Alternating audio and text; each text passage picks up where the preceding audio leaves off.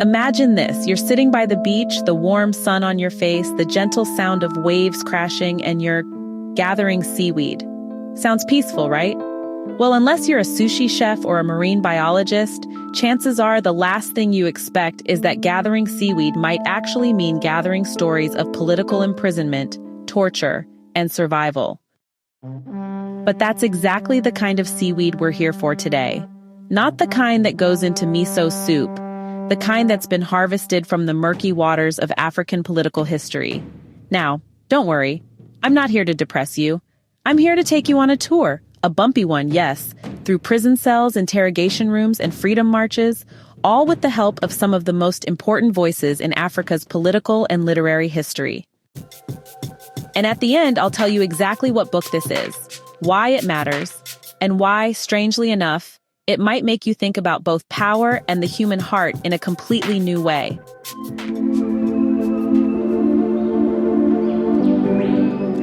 The book, or should I say the collection, is neatly divided into 5 sections, and each one is like a stage in a bad but very politically charged vacation you never asked for.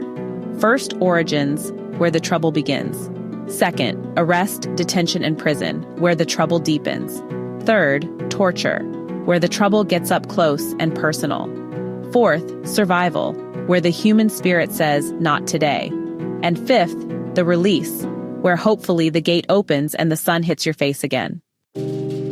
Inside these sections, you'll find essays, poems, song speeches, all written by people who were, at some point, political prisoners in Africa.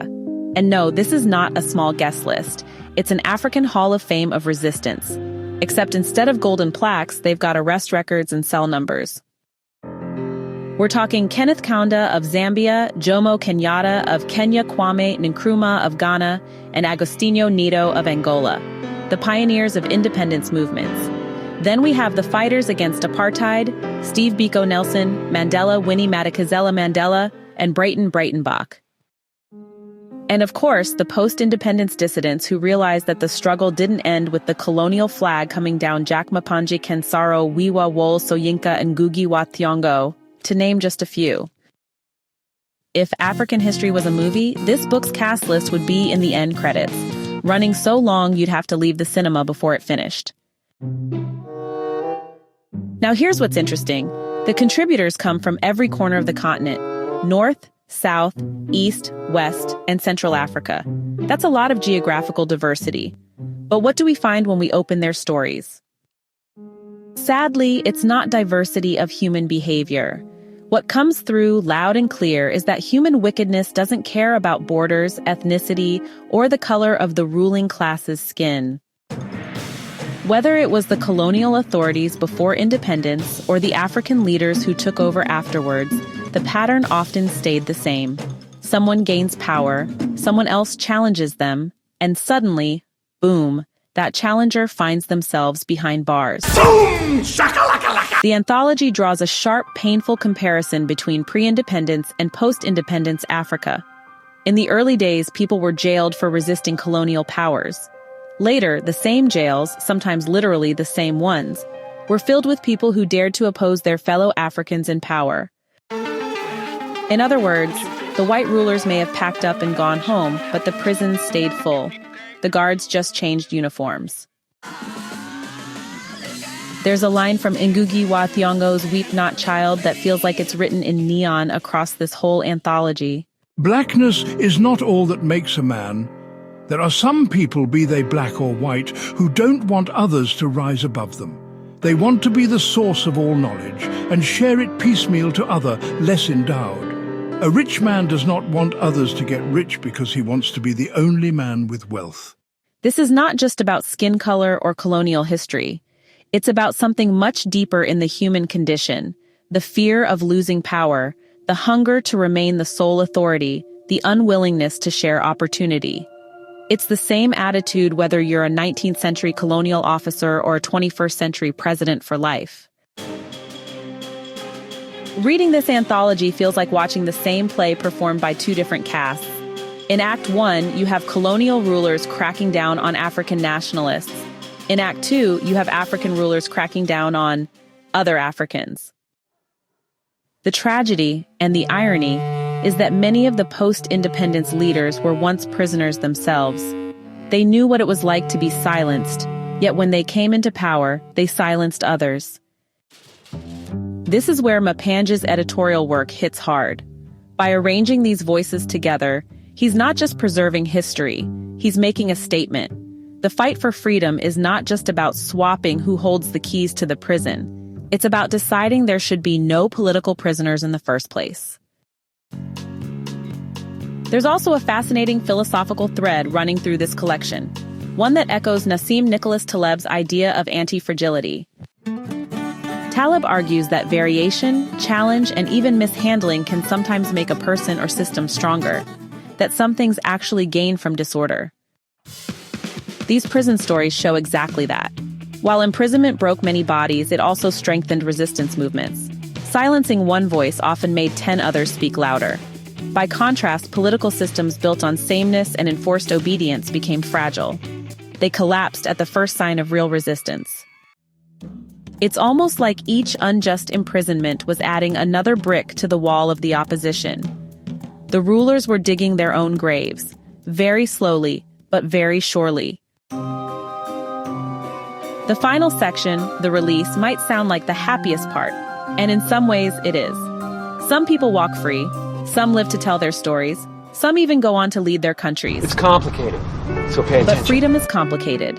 In many cases, people walked out of prison to find the world had not really changed. The same problems, greed, corruption, inequality, were still there, just in different packaging. And that's perhaps the quiet, lingering ache of this collection. Survival is not the same as victory. They're so different. So what is this book that takes us from colonial jails to post-independence crackdowns? From poems scribbled in cells to speeches smuggled past guards? It's Gathering Seaweed African Prison Writing, edited by Jack Mapanje and published by Heinemann in 2002. This isn't a book you speed through. It's the kind of book you keep on your desk, opening at random, and each time you find a new piece of Africa's political soul staring back at you. For me, what makes this anthology so powerful is the range of voices. You have the polished speeches of heads of state side by side with the raw, aching poetry of activists. You have first-hand accounts of torture and detention next to reflections on hope and resilience. It's not an easy read, not because the writing is dense, but because the truths are. The stories force you to confront uncomfortable realities, that oppression is not an imported product, and that freedom is always fragile. It's also a book that refuses to let you settle for simple narratives. You can't just say colonialism bad, independence good, and leave it at that. This collection shows that the human capacity for injustice runs deeper than politics. Say what? The central themes that run through this anthology include, well, power and corruption, the way power transforms some people into exactly what they once fought against. There's also the human condition, that uncomfortable truth that cruelty is not bound by race or nationality. Then, resistance and resilience, the capacity of the human spirit to survive and fight back, even in the darkest conditions. And finally, memory as resistance.